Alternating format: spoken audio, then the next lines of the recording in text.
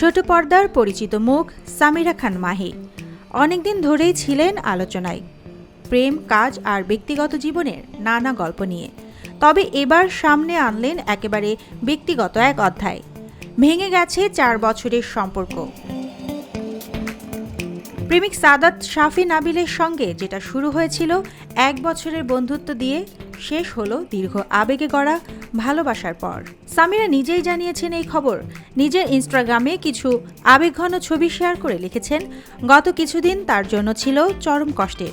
সামাজিক মাধ্যমে ট্রোল হওয়া থেকে শুরু করে বোনের বিয়ের দায়িত্ব, অন্যদিকে সম্পর্ক ভাঙা, সব মিলিয়ে যেন ভেঙে পড়েছেন তিনি।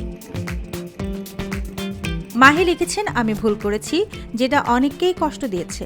আমি জানি আমি হৃদয় ভেঙেছি, এজন্য আমি দুঃখিত। সত্যি এখন আমি ভেঙে পড়েছি, কিন্তু এটা স্বীকার করতে আমি ভয় পাই না। চোখের জলের একটি ছবি পোস্ট করে মাহি লেখেন, এই দুর্বল সময়ে আমি জানি আমার ভেতরের শক্তি এখনো হেরে যায়নি।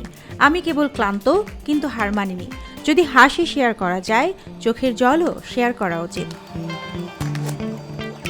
সম্পর্কের পাশাপাশি জীবনের কঠিন সময় নিয়েও কথা বলেছেন মাহি।